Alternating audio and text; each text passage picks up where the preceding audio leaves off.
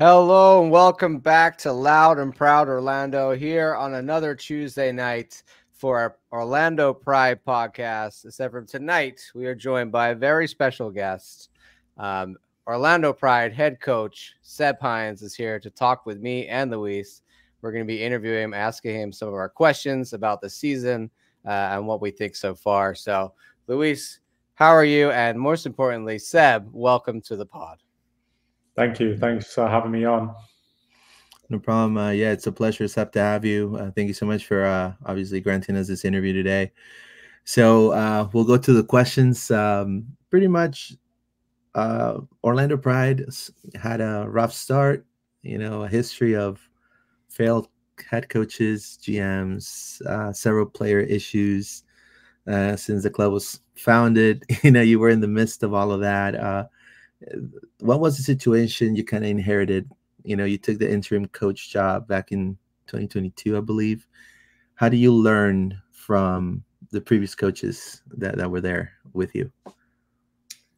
I just take it all in my stride, really, take in as much information and learn as much as I can during that time. I was a young coach, I basically just finished playing as well with Orlando City. So firstly, Tom Samani took me in. Great experience, very successful coach, very good human being as well. Brilliant to learn and be around him. And obviously he left within a year. And so Mark Skinner came along. And Mark really took me under his wing. As you know, I was volunteering at that time. I was working with a local youth team with Orlando City Seminole, but during the day I was helping out with both Tom and Mark wanted me to have more responsibilities within the team, which was brilliant for me because you don't often get the opportunity to be in a pro environment and work with some of the best players in the world. You're talking about World Cup winners, Olympic gold medalists. It was an incredible experience, and I learned a lot with Mark on just organization and how to be prepared for training sessions, how to communicate to players, because as a player you don't really see that other side of it. You get the information from your head coach or your assistant coaches, but to see it from an assistant coach side was really helpful for me and with my journey. So yeah, Mark really helped me, and then after that it was a bit of a blur, let's say. And when I got the opportunity to take the interim head coach's role, I felt I was ready to make that next step up into my coaching career. And so yeah, what was most important, because it was a rough start. My first game we lost 1-0 to Chicago. We try to be very defensive and not give anything away, but then Miles Swanson puts one in the top corner and you're like, wow, this is where we're at. And then obviously we had the heartbreak of going to Portland and losing 6-0. And there's two sides of that. Obviously, you don't want to be embarrassed with a 6-0 defeat against any opposition. But I think that was a really important moment for myself and the club, that we needed to make big changes, especially with the culture. And so we had a mandatory week off. And within that week, I had to, because I was doing my A license as well. So not only did we lose 6-0, I had to do my A license in Kansas for a week. But when I came back, I brought alongside Giles Barnes, who I've known for years, since we were 13 years old. Someone who I can trust, someone who knows the game and sees the game the same way as I do. And yeah, we made big changes to the culture and the environment, and that made us a lot more competitive that season. I think we went 7 games unbeaten, which was great for the club. And then we lost a bit of steam towards the end, but we made good strides forward and showed the players what it means to play for this club. And then from there, it's been great. Last year we bitterly missed out in playoffs, and then this year we've not looked back. We just kept going, and we're in this terrific position at the top of the table. And with 10 games to go, 10 important games, which will be exciting.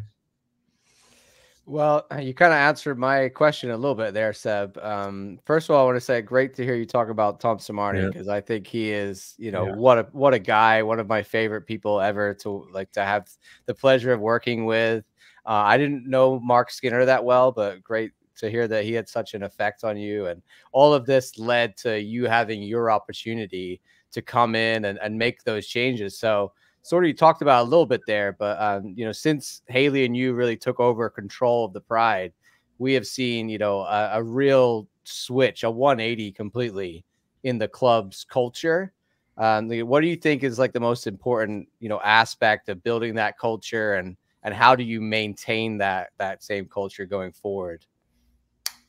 Yeah, like I said, after the defeat against Portland, I remember having the players after the game, in the huddle, and we were like, we are going to change things, and it's going to be hard work, and it's going to challenge you mentally, but the bigger picture is, we need to make changes. And so we installed a hard working blue collar mentality in that first week.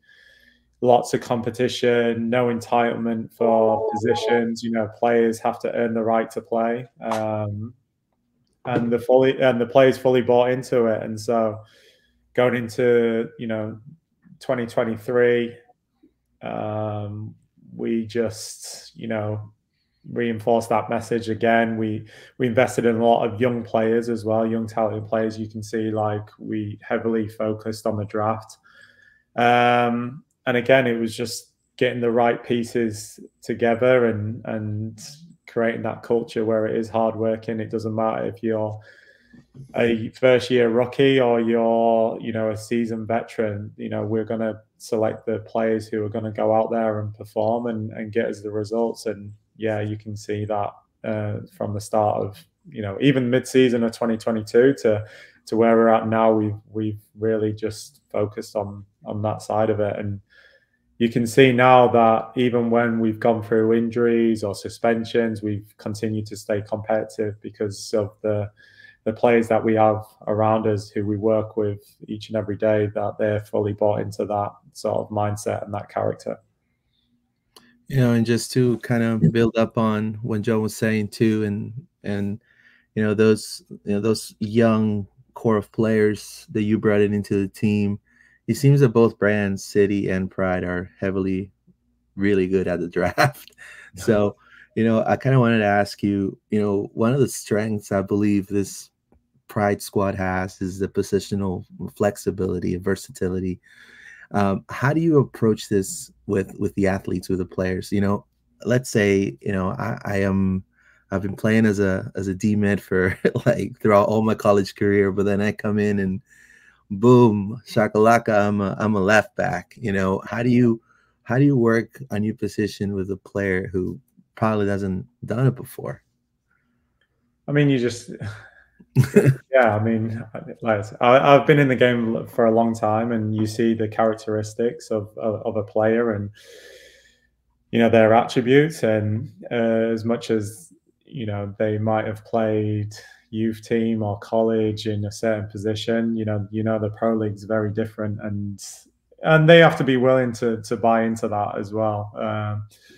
I think it was funny because we had this conversation today with Kerry Abella. I think she's played every single position that she's played for Pride, but she's bought into it, and great mentality and wants to learn and wants to get better. And I think it's probably where the football is going now. The evolution of the game is that there's so many moving pieces now that a left back can turn into a centre mid can go a left wing or whatever. You have to be flexible and comfortable enough to play in different positions in today's game. And I think it also allows us to be unpredictable as well, because we have so many versatile players who can play multiple positions, and especially for young players, they have to learn it. I look back at my career when I was a young player. My first game was at left back. People probably would never expect that, but I played at left back, I've played at right back, I've played centre mid, I've played centre back, especially early on in my career, and then I ended up as a centre back towards the end. But yeah, I just think it allows you to be flexible with your team selection, and even within the game, we can move pieces around just to stay competitive also. So far, touch wood, it's worked. But yeah, we do take a lot of pride in having versatile players in our environment.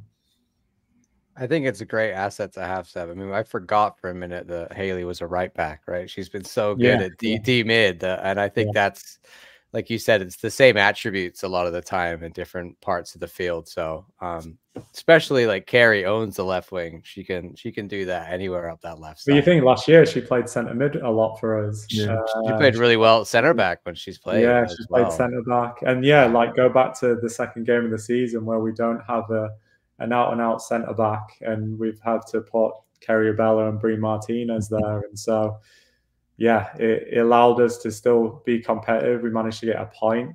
Kylie's converted into a centre back now as well. Emily Sams has moved from left side centre back, right side centre back, right back. So yeah, I can go through all the players, and they've been very good about playing different positions.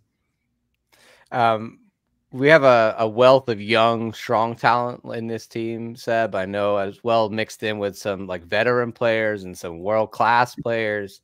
How do you balance the expectations of playing time? It's got to be a struggle with all this quality we have. The one thing that I've always said from the start is no one's bigger than the team, and so having an understanding of what your role might be within training or within a game. As you know, you can only start 11 players, you can only make 5 subs, and making sure that players, when they do get their opportunity, that they have to grab it. And so again, we have to just pick a team that's going to go out there and perform and make sure that we get 3 points.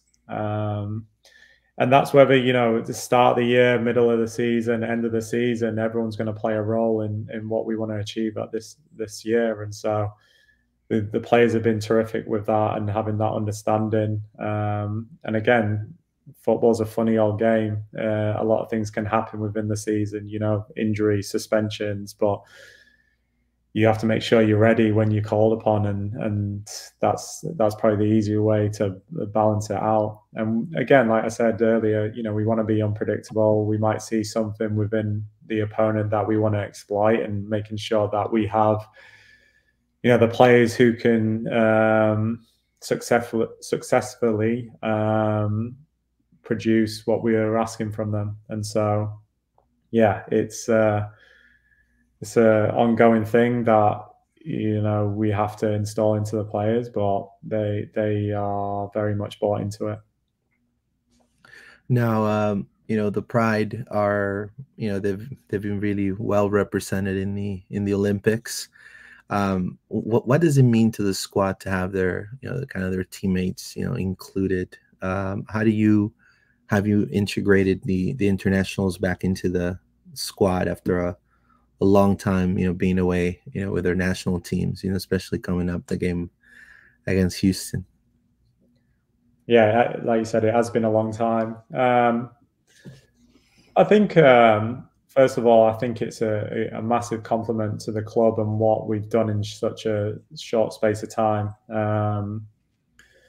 It's incredible to see 5 athletes all representing their country in a major tournament in the final. And then you've got, players like Grace and Barbara representing their countries in the Olympics as well. And so it's a big credit to the club and how far we've come, because there's been periods of seasons where we've had not too many internationals represent their countries. And you can see now the players are getting the recognition that they deserve to go and represent, taking M, for example, her trajectory has been incredible, starting back of last year, and then, you know, playing nearly every game, every minute of every game.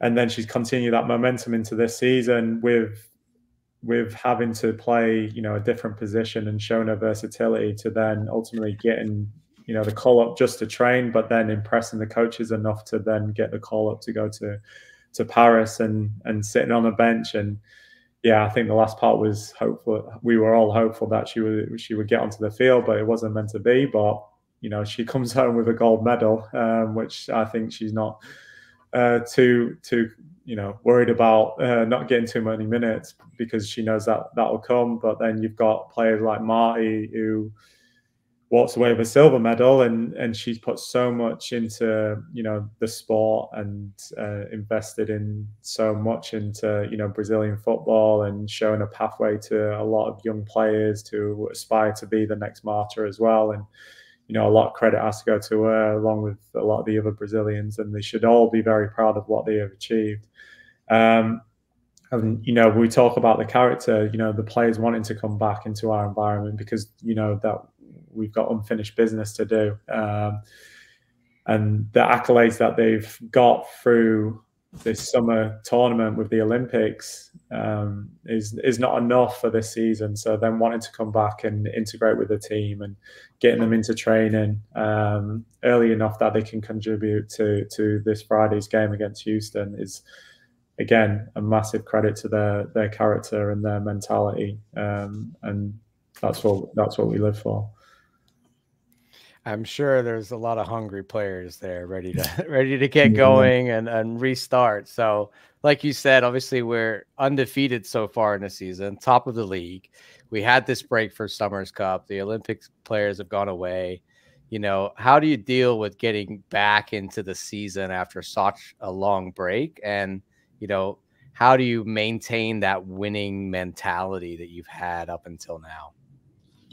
No, I'm not going to lie. It's difficult, right? Because you've got, you know, the Brazilians have all contributed to their Olympic journey, whereas Emma's not. It's like she hasn't played, but she's been a part of a winning team, and so her last game was against Kansas. So then, you know, she's missed, I think it was like 7 weeks of football, which, when I spoke to Em, like, she deserves it because she played every game of every minute last year. She's missed one game this year as well. So her body feels great because she's had this type of rest, but that's a long period of time without playing games. And so that's a challenge. And then, you know, we've got the other challenges of, you know, the Summer Cup where we played North Carolina, Louisville, and Monterey. And so having to manage players who have played a lot of minutes at the start of the year, and then, you know, they played, I think,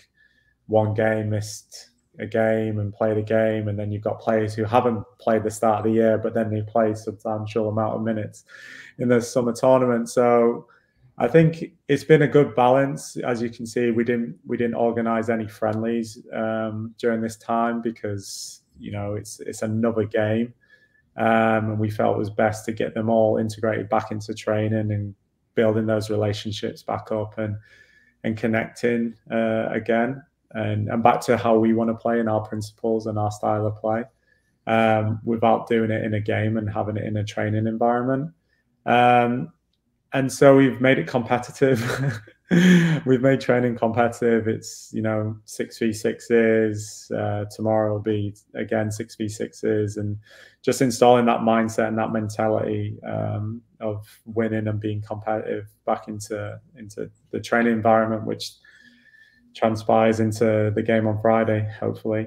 So that's kind of how we've approached it. And I know a lot of teams have had, or, you know, friendlies that they've organized. You know, you look at Washington playing Arsenal, unbelievable experience for both teams. You know, Angel City playing Juarez, you know, that's great. But we felt what was best for our players to give them, you know, some time to not just, you know, physically, but mentally as well, to prepare them for this this upcoming 10 games and end of the season. Yeah, I wanted to kind of ask you a different type of question. When it came to what are your thoughts as a coach, so former assistant coach also of the USL Women's Super League. There are 3 former Pride players that are playing in the Tampa Bay Sun. Is it good to have 2 first division leagues in the States? I think so. I think it's just showing the growth of women's football. It's more competition. It doesn't leave players who may not be quite at the level of NWSL for another avenue to still be a professional footballer. It's great for recruitment as well because even yesterday it's televised on Peacock where you can watch games and you can identify players who may be capable of playing for this team. And so I think it's brilliant. I think it's great for the game and for the country. And yeah, we'll see how far it goes. It would be nice, if they integrate, cup competition, similar to like US Open Cup or back in England the FA Cup. Yeah. Further down the line. So we'll see, but I think it's great for women's football. Fantastic. John? Obviously you just signed a new contract with the club, something that we were all as Orlando Pride fans extremely happy to see. Can you just speak to that? No, we were calling for it, Seb. We were like, when are they going to give Seb a new contract? Lock this man down. But congratulations to you on that. And I think we've talked with Haley before. I think you two are a really good combination together. Do you have any comments on that new contract and going forward and how you're feeling about your future with the club? No, I mean, I'm super grateful to be given the opportunity to continue to lead this team. Obviously I wouldn't have taken the job if I didn't believe in the club and the investment that the ownership are showing us. That goes a long way, and we're all aligned of what we want to do with this club. And so, yeah, it's really important for me. And I think, like you mentioned, that working relationship between myself and Haley is really important. Everyone knows that I signed first when I took this job on fully back in the start of 2023. And one thing I wanted to make clear is that working relationship with myself and the GM, and they couldn't have made a better decision with Haley because we're very aligned of how we see the game and how we see this club going. And so, yeah, I'm super grateful. And the staff as well. The staff have been unbelievable, from the technical staff to the the front office staff, the staff behind the scenes, the medical staff.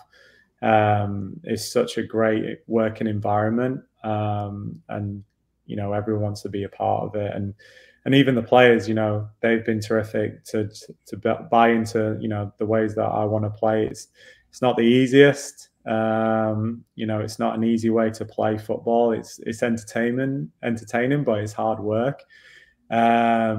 And so you can just see that everything is coming together nicely. And yeah, we just want to give back to the community as well. We want to give, the Orlando people something to cheer about and be happy about. And I think I said that with my interview with Miguel, is, nothing's more satisfying when, whether it's a Friday night or a Saturday night, fans walking away from Inter and Coast Stadium knowing that they've been entertained and they can enjoy their weekend because the Orlando Pride had won the game at the weekend. So yeah, it means a lot to me. And John, I've been here for a long, nearly 10 years as well.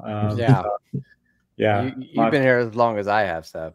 Yeah. I've seen it all. I've worked with the youth landscape. I've worked in the men's, played for the men's, in inaugural season, filling the ball, and now working with the Pride. I'm very much bleed purple now. So yeah, I just want to give back to the community, and hopefully we can achieve something. And that's something said we try to tell people, because not everybody knows that you were Orlando City player and that you've been around the club. And we're like, Seb is the bridge. He joins the worlds together. So we super appreciate you having you here, and we thank you for everything that you've done and what you're talking about. Those Friday, Saturday nights, walking away from Pride matches, 100%. You're definitely doing that. People are leaving these games entertained and happy, energized, and so you can tick that one off your list for sure. Yeah. Luis, you got any more questions for Seb? Well, I kind of, talking about the fans real quick, the attendance has seen growth, you know, as it goes. It kind of dropped a little bit on the Summer Cup, but consistently the bus has been coming. I guess like John was saying, we've been trying to convert a lot of people into coming to see the Pride. And what could you tell that fan that's maybe never seen women's soccer, or it's say, hey, I may not be interested in seeing this, to come, because you guys are so close. Like, you guys are, like, I feel, because like I've seen your B-roll for your training that you had that was released today, and they're just training with such intensity that's scary, man. That they're ready to like really cook something really big.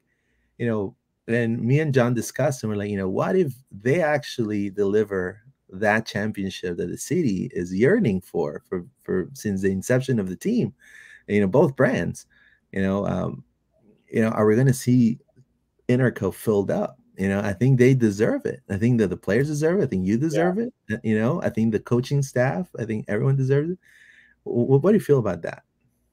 No, that would be the dream. That would be incredible to see Interco Stadium full to its capacity. Yeah, I mean, what I'd say is you've got a group of athletes who are giving absolutely everything. They're not leaving a drip of sweat off the field, and so I think one thing that I wanted to make very clear to the fans is we wanted to create a style of play that was entertaining. Football needs to be entertaining. I think everyone can agree that this year and somewhat last year it has been entertaining. And yeah, part of that entertainment is the nail biters at the end and seeing out wins, and or it's the 6-0 against Utah where we were relentless and ruthless. But one thing that will always stick is the mentality and the attitude of the players, and they're going to give absolutely everything. That training session that you saw today. That's how we train. Like, it's intense and in the heat. Yeah, I know. Because I think that is such an advantage of ours, is when teams come here and we play with that sort of intensity. We train in it every day. And so it's normal for us. And so we want to make it difficult as possible for any opponent coming to the stadium that, it's hard to breathe at times. And I think, having played in it myself as well, it is mentally tough. But if you can get over that wall, where both teams are getting to that wall and you can overcome it and get over that wall, and the other team is just stuck there, then I think that's when you get your advantage. And I think down to a lot of our success is, scoring in those pivotal times when we are relentless and it's waves of attack and attack and attack. And so, yeah, it's very much entertaining. Yes, we could achieve something that no Orlando team has achieved by winning a title. And so, yeah, it could be very exciting towards the end of the year.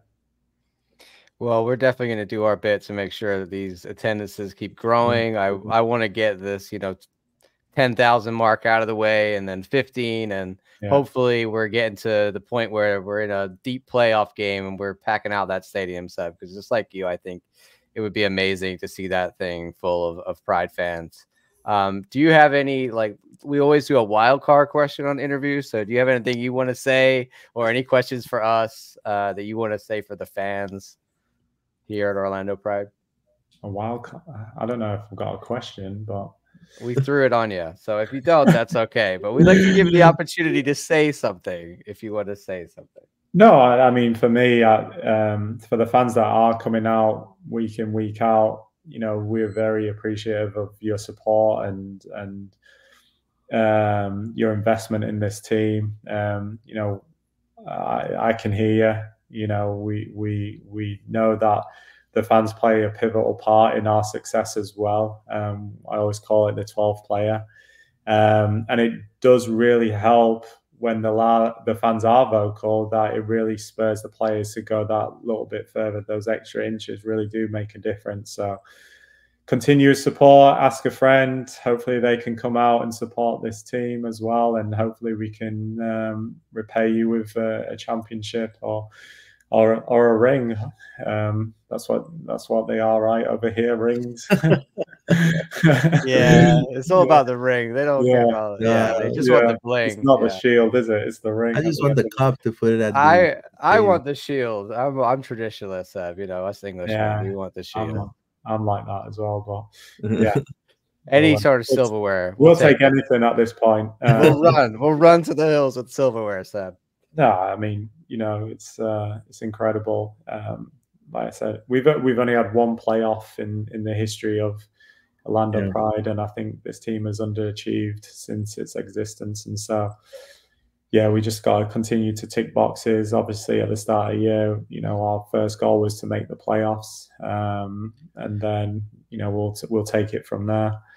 But yeah, you gotta be in it to win it. So, especially after the year that we had prior to this year, narrowly missing out by goal difference and having 10 wins. It's mental. Well, Seb, we want to thank you for answering all our questions. Like we said, you've done an incredible job turning this club around, and the transformation has just been, a joy to watch. The players are exciting, the games are fun, the team's winning. You and your team, Giles, Paul, Yolanda, everybody is doing an incredible job from the front office, back office, and we want to let you know that we see that. And we're going to continue doing our bit over here to get butts in seats so that you got a loud crowd, and these players are getting the support that they deserve. I appreciate it. And thank you to you guys, for putting this on and having me on the show as well. That I'm not a big social media person. I know. My wife does listen to Loud and Proud, so I'll give you that. Okay. We got a listener in the Seb Hines household. Yeah, that's what matters. I sit right behind Paul. I mean, behind Yolanda's husband. I think he's heard some things that I have to say. Okay. I'm usually like, leave Seb alone. I'm giving the ref what for, because this ref. No. Anyway, you got to keep calm. We'll shout at the refs for you. You don't need to do that. Yeah. Alrighty. Well, thank you so much for being here. Appreciate it, Luis. You say thank you, and we'll let Seb get out of here. No, thank you, Seb, for allowing us to interview you. And again, we're gonna be definitely watching how this team evolves even more, and hopefully again, it's at least my desire to hopefully be there, and hopefully a final. So thank you again, and appreciate your time. Thank you, guys. Appreciate having me on. See you soon. Appreciate it. Bye. Thank you, Seb. Well, that was pretty special, huh, Luis? Yep. I feel a great interview from Seb there. He managed to shed a lot of light on stuff that we only can speculate, right? We're always out here guessing, but to hear it from Seb himself, a lot of what we suspect and the mentality and all that stuff, he's done such a great job, right? I mean, I can't say enough good things about Seb. So no, yeah, I mean, it's like we've both seen him in different facets in his as a player, with OCSC. Then I've seen him as an assistant coach, with all that turmoil, which, I didn't really want to spend a lot of time talking about that because we're in a new dawn, John, a new dawn. And I believe that this team is definitely making cool moves. And we made an actual pretty impressive move recently, right? That we're going to get into it in just a moment. So if you haven't realized, our show today kicked off with the Seb Hines interview. There you go.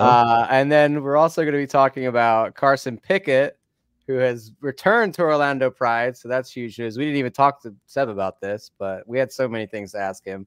We didn't want to get deep into players. And then we're going to talk about the Houston Dash, because on Friday, we're back in the NWSL, ready for our first game away against Houston. Luis, first, though, let's talk a player that you've covered for many years and I've watched for many years and now is back in Orlando Pride purple, Carson Pickett. This came out of nowhere. What was it, like Friday this happened, right? Yeah, it was 3 days ago. It was out of nowhere. The Orlando Pride acquired Carson Pickett from Racing Louisville, 75,000 allocation money.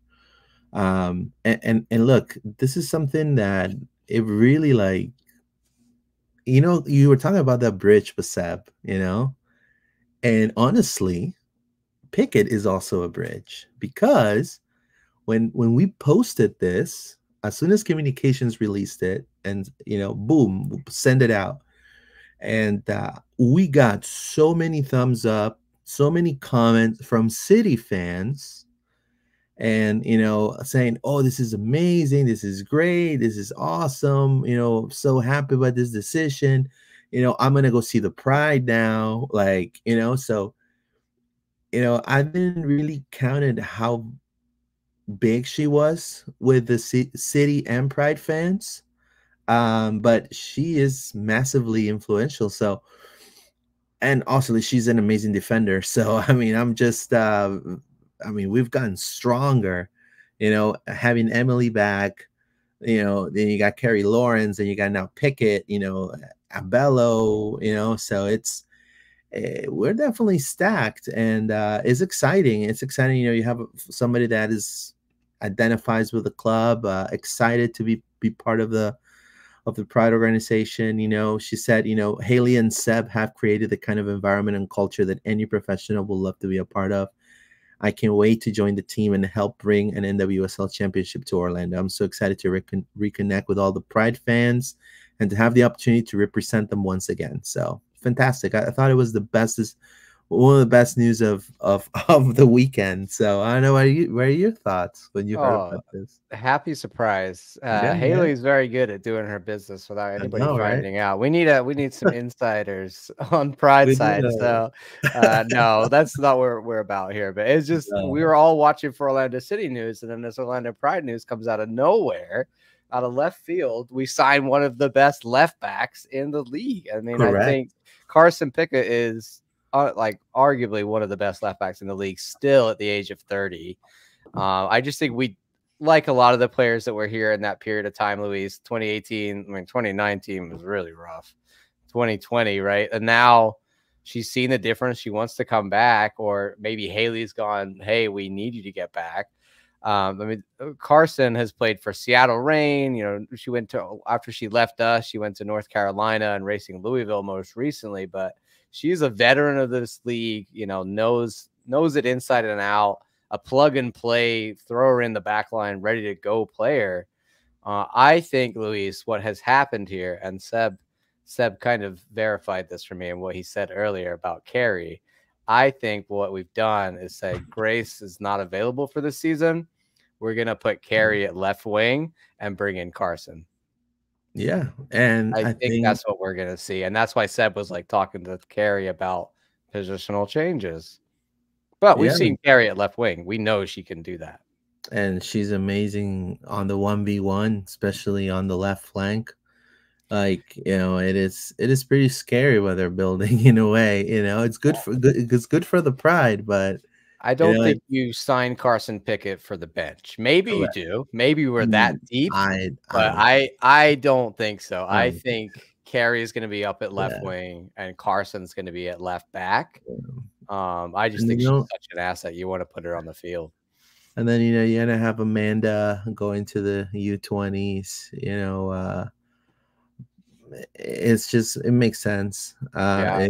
I think it makes sense. And then in the middle you have Summer. You have also, you don't forget Julie Doyle, who could play both flanks. Yeah.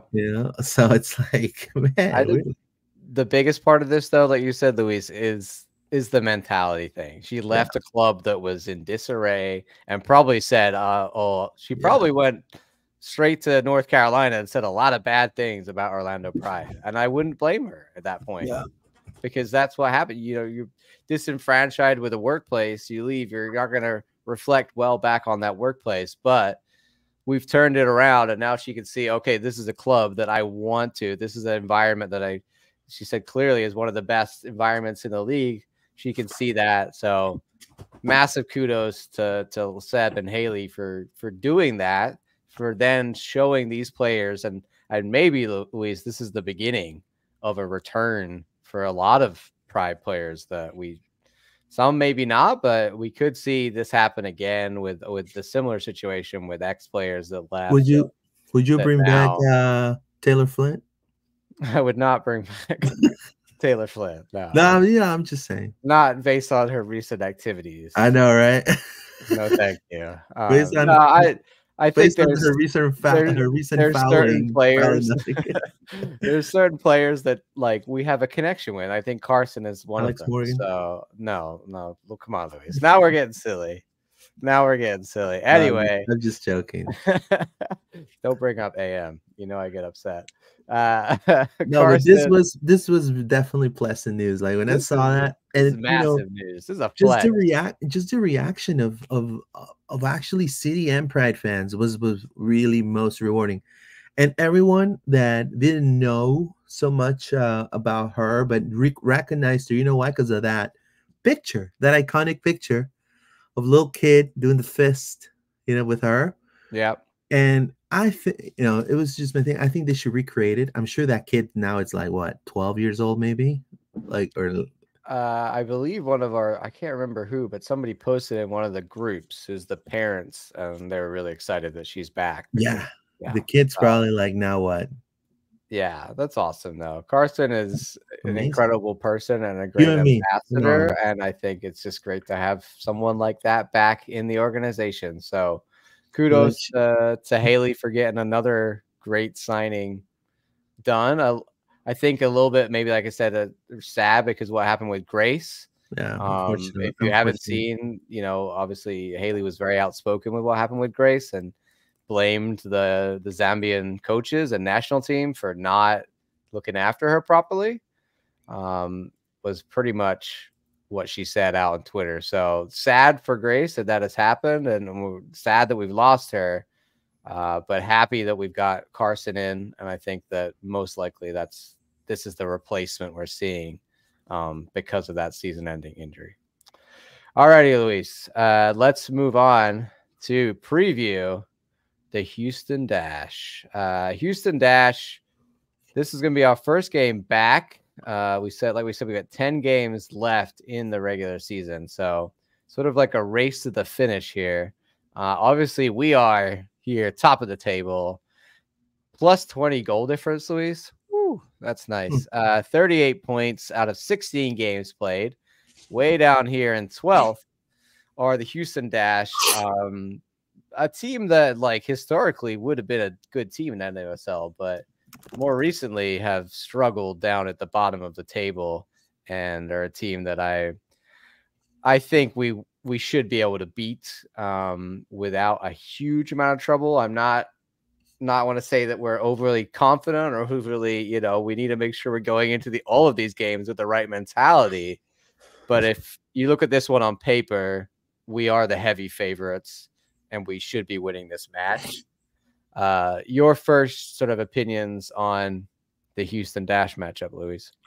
Well, I mean, I wholeheartedly agree with you. I think they come from 2 wins back to back from the NWSL Liga MX Femenil Summer Cup. They beat Tigres and Pachuca, but I'm not scared about to be honest with you. Like I'm sure the Pride could have beaten those teams too. But we need to definitely not go like Seb said it. Humble, right? Let's go. Let's stay hungry, right? If we go with the mentality that we already won because we are like top two, top one or two in the league, you better be mistaken. I mean, they still have pretty good players that are coming back. Michelle Alozie from Nigeria, she played the Olympics with Nigeria. They also have former Pride left back Courtney Peterson. That's probably going to be a starter. And they also have that a silver medal winner with Tarsiani, right? So Tarsiani, probably also going to be playing, and Diana Ordóñez also is a new signing that they have there too. So, I mean, yeah, this is their team they played against Tigres, but obviously Summer Cup. I don't feel like they're full of international stars. So sorry, this is against Pachuca. They're not full of international stars. right. So I don't think there's a lot of their team like Tarsiane, like you talked about. Campbell, obviously their goalkeeper was away with America. But they're, they weren't down a lot. I still think we should be able to win this one. Yeah, for Obviously, sure. we got to keep our feet on the ground. That's the biggest thing. And Seb knows that. He was just talking about that. But on paper, we are the much better side, and we gotta put, if we're gonna win something this year, this is the kind of game that we need to dispatch Houston without any problems, right? You see what I'm saying? We need to go out here and get business done against a side that we should be beating. Yeah, this is a team that we should. I mean, this should be 3 points in the bag for the Pride, right? And I feel the Pride need to go, and I mean, it's gonna sound really bad, but they need to go for the kill in the first 15 minutes, and then just cruise control the rest of the game, because you are 2-0 up in the 30th minute of the first half. Mentally, that other team is gonna break down. Now, I think we're playing away, correct? We're playing away from home. So we're playing Houston. Yep, Houston on Friday night. So mentally, they are the ones who have to win for their fans. So you put a lot of pressure on a team that's already down 2 goals in 30 minutes of play. Like it's. I think they will crumble. So I mean, and if you've seen if you see John, like we're gonna, I haven't been able to edit it yet, but we're gonna put it in our Instagram and our TikTok. The training footage, like these girls are oil. It looks like oil, but it's actually sweat because it's super hot. They're like running like with such intensity. So you're gonna see a lot of that. Pressing. Once Houston has the ball, they're going to make it difficult for them to hold the ball, and they're going to take over. And then Banda, it's like scoring, like she scored a beautiful goal in practice, like freaking, like she hasn't missed a beat. Then you have Carson Picket, like it's just like, so, but then again, we got to go humble, we got to go, level-headed, and I think we just need to go game by game. I feel like that's been something that really has worked for this team, is them, yes, believing that they can win every game and not being afraid of any competition that's in front of them, but they also treat this game by game. So they don't like to get too ahead, right? And I think it's been working. So I'm sure there's a lot of them thinking about September 13th, the correct. big one against KC, but there's no point looking too far ahead. Like you said, Luis, we gotta one game at a time, 10 left. We're at the top of the table. Let's stay at the top of the table. And that'll be at least the mentality. Unless KC, I would like to see 15,000 people at the I hope so. I see there's $7 tickets out right now. So I mean, we're talking with Seb about entertaining soccer. I didn't even say to him, like, well, you know, you're putting on entertaining soccer for less than the price of a beer, man. Like it's insane. So let's do the lineup, Luis. I think this is going to be an interesting one. It's been a while. Our keeper, Morehouse. Oh yeah, England's Morehouse, by the way. Just so we make that clear, you know. Don't forget Lioness. Oh, there we go. Morehousey. Morehousey. I think I need it a little smaller. There we go. Oh, I got two E's. There we go. Morehousey. Alrighty, center back. It's gonna be, you know, Kylie Strom. Strom there. Left center back. Emily Sams. Or Rafa. No, Rafa's injured. I don't know if Rafa. I would be surprised. Yeah. Maybe. Should have asked that. If Rafa's ready, then then I don't know. I would say Pickett left back. Yeah, Pickett. As long as they're feeling like they want to put her straight in, but she's had plenty of time to get ready. Carrie Lawrence. Would you say Carrie Lawrence at right back? Brie Martinez. No, Brie Martinez is injured. Injured. Oh yeah. I think Haley's going to be in D mid, right? Yeah, I think we're going to see Carrie Lawrence as on right back. Okay. We're going to see Lawrence at right back. Yeah. I mean, these two could switch. You could have Sam's at right back and Lawrence at center back. And then you said Abello. Oh yeah, I mean Lawrence could go into center back and Sam could go right back. I mean, we'll see what that is. Yeah. Defensive mid next to Haley. I probably Angelina if we're feeling there. If she's ready, why not, right? It's been a long time since we've seen Angelina in the D mid, but I would love to see her back on the field for us. Number 10. Marta. Only one number 10 that picks themselves. So here the left wing is where I would go. Carrie. Yeah. This is what I think we're going to see. And then I would go Adriana if she's ready. Huh. Look at that. Oh, it's stacked up top, bro. Jesus. Look at that. And then the Banda. We have a bet attacking there than oh my. Yeah. So this is what happens. You see, we put Carson in, you put Carrie up here with Carrie's ability on the cross and the running down the left flank. And Adriana, we're looking like we got two really good. Adriana will cut in, but Carrie could be more of that left winger that plays like a real winger. And also, this is just option A, right? There's option B, C. Like we've not put Julie Doyle in there, Allie Watson not in there, 100%. Summer Morgan Cottrell could be in the D mid. Like we are. Yeah.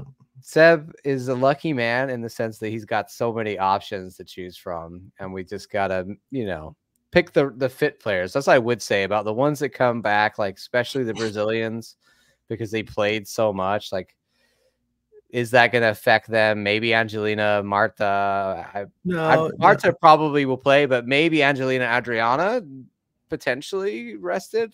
They have had time though, so I think this is what I would do. And again, I am nobody, but what I would do is you put your star-studded squad. You start with a bang in the league. Yeah, you capitalize in the first 30-40 minutes of the game.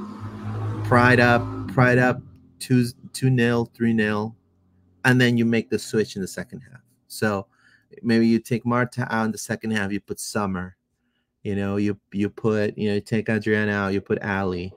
You maybe take out Pickett, drop a Bello, put Julie Doyle, and I think we still have a stacked squad, so it's still, I feel like that it's, to me, I will go more towards that because we need to start. I mean, I know for a fact they're onto something. They're super motivated, but I think winning that first game is going to be like, okay, we're back in the saddle. No one's getting us out of here. No one's getting us out of here. We're going to be winning game after game after game. And it's going to boost their confidence onto the bigger fish, which is KC.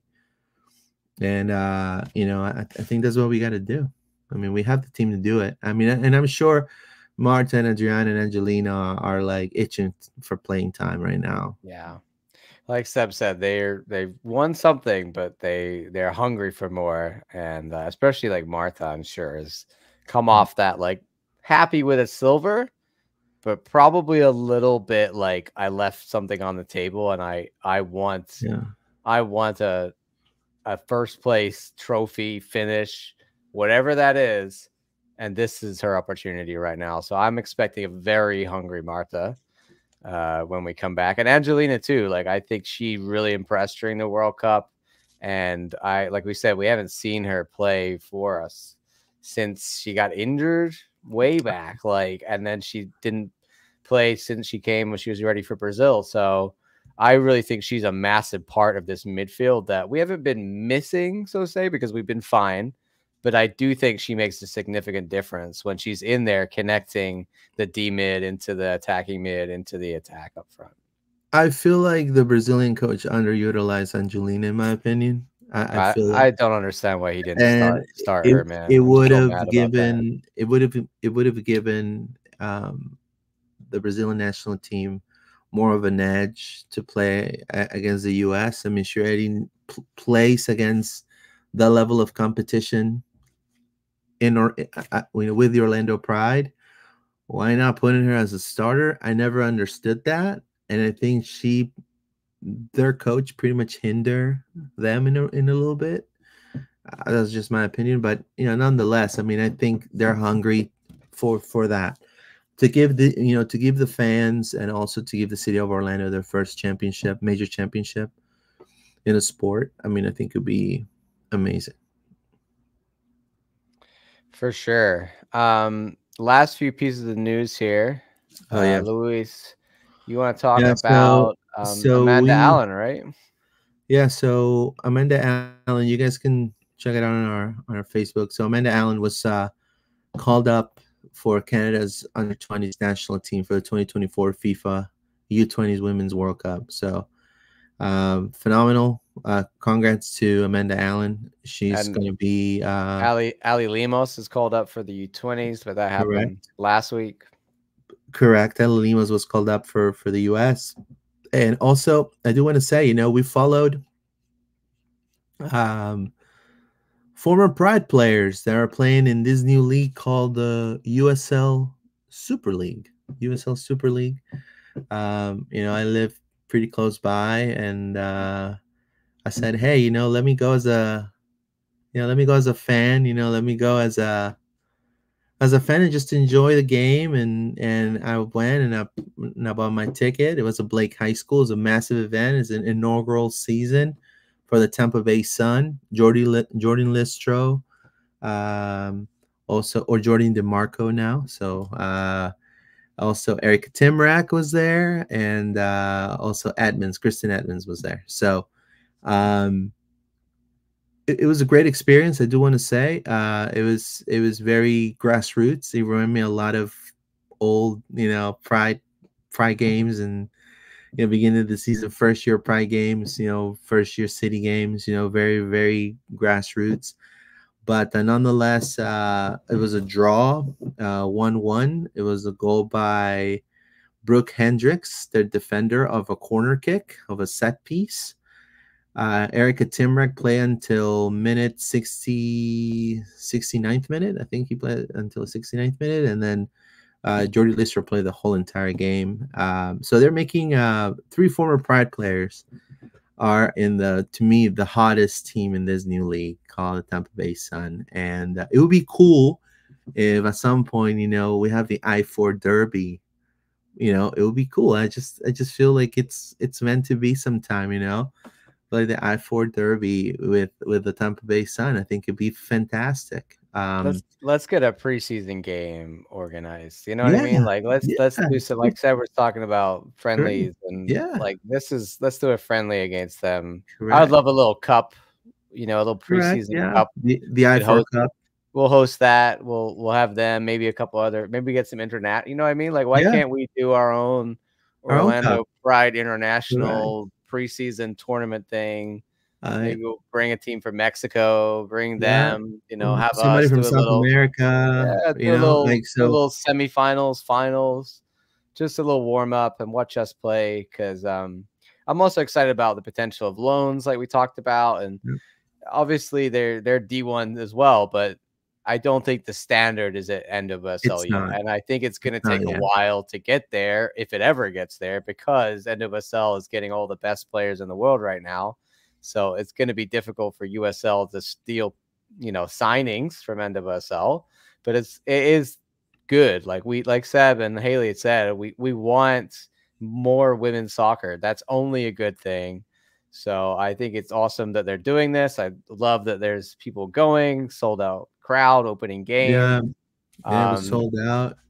I just think maybe the standard is not quite the same, and that's fine. It has to be understood that they're not at the same level as what we're seeing right now in NWSL. Yeah. I mean, it's the grassroots is there, the potential is there.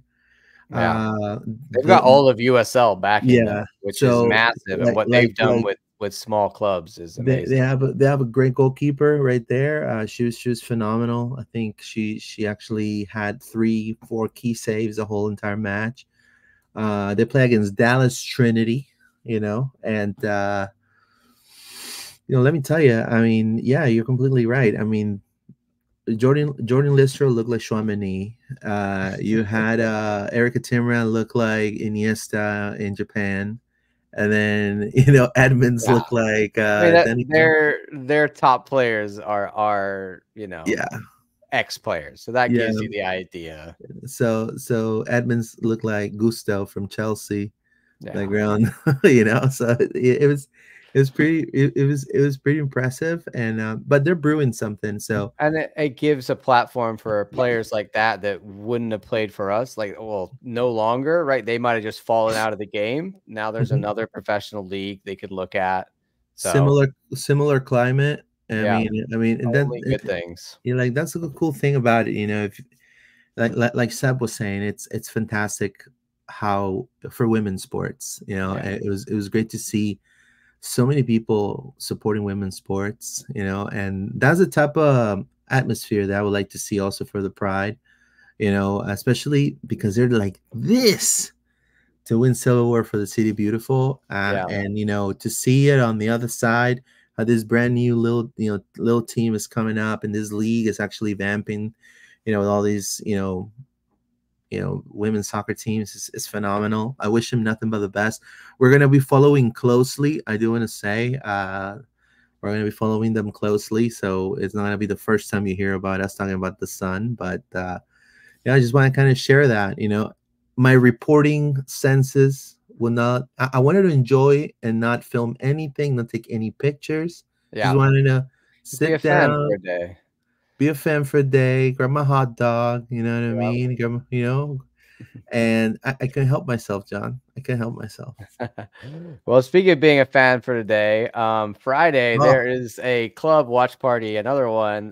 This one is going to be at the Castle Irish Pub and Restaurant in College Park for the Houston Dash game, 7 o'clock, with kickoff, I believe, at 7:30. So I'll be there, and I know there's a lot of people there in the Facebook group that came out to the watch party that are enjoying these. So hopefully we'll see a lot of you Pride fans at this one as we get the season back underway, Luis. Alrighty. For us, that is everything we have to talk about today. We want to say thank you for watching. I hope you enjoyed the Seb Hines interview. I really enjoyed hearing from Seb and learning more from him. If you like what you hear here, you can subscribe to us on YouTube. Go look up Loud and Proud Orlando. You can also follow us on X at LPO_podcast and on Instagram at LPO_podcast. On Facebook as Loud and Proud Orlando, or wherever you listen to your podcast, Spotify, Apple Podcasts, etc. We are there.